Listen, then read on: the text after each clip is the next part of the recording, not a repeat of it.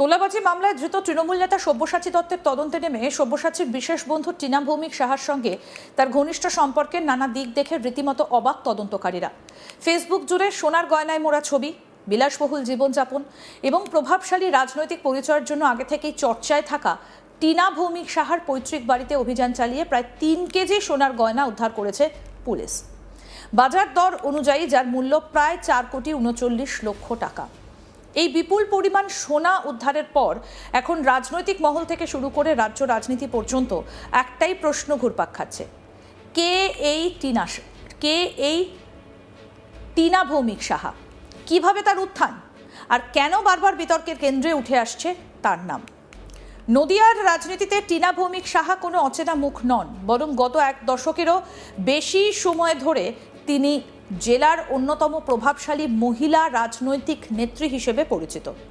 জেলা পরিষদের সদস্য, বঙ্গজননীর প্রাক্তন সভানেত্রী, দলের শীর্ষ নেতৃত্বের ঘনিষ্ঠ মুখ, বহু পরিচয় রয়েছে তার।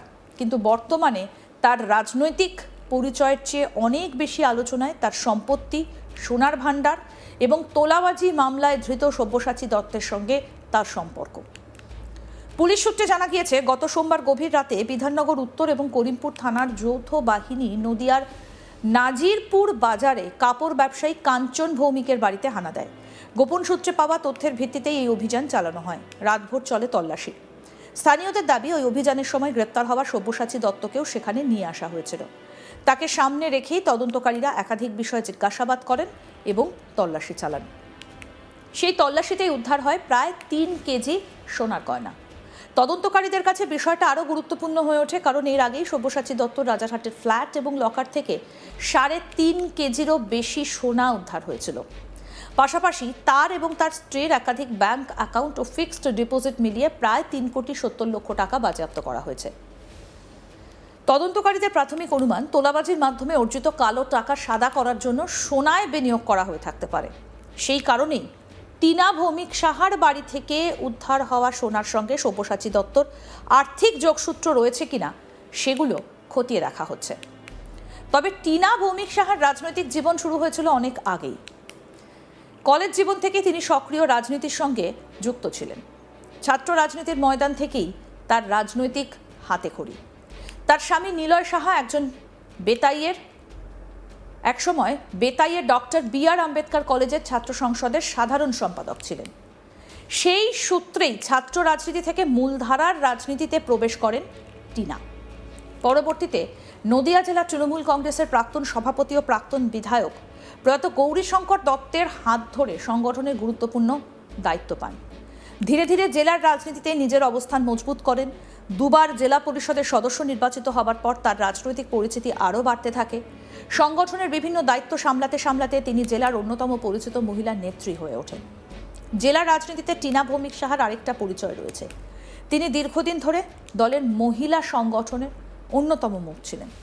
একসময় জেলা তৃণমূলের বঙ্গজননীর সভানেত্রীর দায়িত্বও সামলেছেন। স্পষ্ট বক্তা এবং সংগঠক হিসেবে তার পরিচিতি ছিল। রাজনৈতিক মহলের একাংশের মতে দলের সর্বভারতীয় সাধারণ সম্পাদক অভিষেক ব্যানার্জির ঘনিষ্ঠ নেত্রী হিসেবেও তিনি পরিচিত ছিলেন। সেই পরিচয় তার রাজনৈতিক প্রভাবকে আরও বাড়িয়ে দেয়। তবে রাজনৈতিক সাফল্যের পাশাপাশি বিতর্কও কখনো তার পিছু ছাড়েনি। বিশেষ করে প্রয়াত বিধায়ক তাপস সাহার সঙ্গে তার দ্বন্দ্ব দীর্ঘদিন ধরে জেলার রাজনীতির অন্যতম আলোচিত বিষয় ছিল। একই দলের 2 নেতার মধ্যে এই সংঘাত একাধিকবার প্রকাশ্যে এসেছে। তাপস সাহা প্রকাশ্যে অভিযোগ করেছিলেন, প্রাথমিক শিক্ষক নিয়োগ প্রক্রিয়ায় অনিয়মের সঙ্গে টিনা ভৌমিক সাহার নাম জড়িয়ে রয়েছে। এমনকি প্রাক্তন প্রাথমিক শিক্ষা পর্ষদ সভাপতি মানিক ভট্টাচার্যের সঙ্গে তার ঘনিষ্ঠতার অভিযোগও তুলেছিলেন তিনি। যদিও এইসব অভিযোগ টিনা বরাবরই অস্বীকার করেছেন এবং কোনো অভিযোগই আদালতে প্রমাণিত হয়নি। শুধু তাপস সাহা নন, কৃষ্ণনগরের সাংসদ মহুয়া মৈত্রের সঙ্গেও তার সম্পর্ক খুব একটা মসৃণ ছিল না বলে জেলার রাজনৈতিক মহলে আলোচনা রয়েছে। জেলার 2 প্রভাবশালী নেতার সঙ্গে মতবিরোধের জেরে একসময় তিনি দলীয় রাজনীতিতে কিছুটা কোণঠাসা হয়ে পড়েছিলেন বলেও দাবি করেন রাজনৈতিক পর্যবেক্ষকদের একাংশ। তবে সেই পরিস্থিতি থেকেও তিনি নিজের রাজনৈতিক অস্তিত্ব বজায় রাখতে সক্ষম হন। রাজনীতির বাইরে টিনা ভৌমিক সাহার আরেকটা পরিচয় বিশেষভাবে আলোচিত। তিনি পেশায় একজন প্রাথমিক বিদ্যালয়ের শিক্ষিকা, কিন্তু তার জীবনযাত্রা বহুবার প্রশ্নের মুখে পড়েছে। দামি গাড়ি, আড়ম্বরপূর্ণ অনুষ্ঠান, বিলাসবহুল জীবনযাপন, বিপুল পরিমাণ গয়না নিয়ে দীর্ঘদিন ধরেই এলাকায় নানা আলোচনা ছিল। বাপের বাড়ি শ্বশুর বাড়ি দুই পরিবারই যথেষ্ট সচ্ছল বলে পরিচিত। তবে সাম্প্রতিক সোনা উদ্ধারের পর সেই আলোচনা নতুন মাত্রা পেয়েছে। প্রায় 3 বছর আগে টিনা ভৌমিক সাহার নামে একটা বিতর্কিত লিফলেট এলাকায় ছড়িয়ে পড়ে। সেখানে তার রাজারহাটের ফ্ল্যাটে বিপুল পরিমাণ সোনার গয়না এবং বিলাসবহুল জীবনযাপনের উল্লেখ করে নানা প্রশ্ন তোলা হয়েছিল। সেই সময় ঘটনাকে রাজনৈতিক কুৎসা বলে দাবি করেছিলেন তার সমর্থকরা। কিন্তু বর্তমানে তদন্তে বিপুল পরিমাণ সোনা উদ্ধারের পর সেই পুরনো অভিযোগগুলো আবারও সামনে চলে এসেছে। বর্তমানে তদন্তের কেন্দ্রবিন্দুতে রয়েছে টিনা ভৌমিক সাহা এবং সব্যসাচী দত্তর সম্পর্ক। তদন্তকারীরা জানতে চাইছেন, এই সম্পর্ক শুধুই রাজনৈতিক ছিল নাকি এর আড়ালে অন্য কোনো আর্থিক সমীকরণও কাজ করছিল। কারণ সব্যসাচী দত্ত গ্রেপ্তার হবার পর থেকেই তার আর্থিক নেটওয়ার্ক, সম্পত্তি এবং ঘনিষ্ঠদের ভূমিকা খতিয়ে দেখা হচ্ছে। সেই সূত্রেই সামনে এসেছে এই টিনার নাম।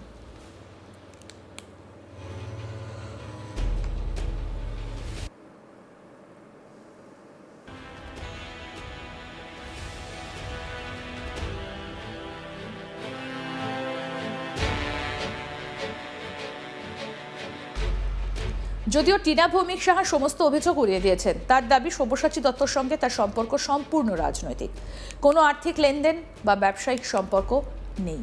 উদ্ধার হওয়া সোনার গয়নাগুলো পরিবারের 7 জন মহিলার সম্পত্তি বলেও দাবি করেছেন তিনি।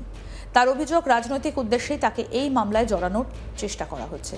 কিন্তু তদন্তকারীরা এখনও সেই ব্যাখ্যায় সন্তুষ্ট নন। প্রায় 3 কেজি সোনার উৎস, কবে কেনা হয়েছে, কিভাবে কেনা হয়েছে এবং এর আর্থিক নথি কোথায়, এসব প্রশ্নের উত্তর খুঁজছেন তারা।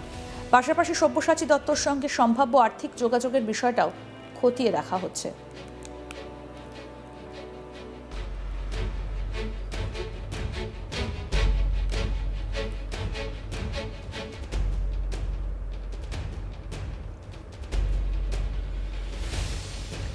একজন কলেজ পড়ুয়া কর্মী থেকে জেলা রাজনীতির প্রভাবশালী নেত্রী হয়ে ওঠার গল্প যেমন রয়েছে টিনা ভৌমিক সাহার জীবনে, তেমনি রয়েছে বিতর্ক, অভিযোগ, ক্ষমতার রাজনীতির জটিল সমীকরণ। আজ তিনি শুধু নদিয়ার একজন রাজনৈতিক নেত্রী নন, বরং রাজ্যের অন্যতম আলোচিত তদন্তের কেন্দ্রে থাকা একটা নাম। 4,39,00,000 টাকার সোনা উদ্ধারের পর সেই নামকে ঘিরে প্রশ্ন আরও বেড়েছে। এই বিপুল সম্পদের উৎস কী? সব্যসাচী দত্তর সঙ্গে তার সম্পর্কের প্রকৃত চরিত্র কী? আর তদন্তের শেষ প্রান্তে গিয়ে সামনে আসবে কোন নতুন তথ্য? এখন সেই উত্তর খুঁজছে পুলিশ, রাজনৈতিক মহল, সাধারণ মানুষ।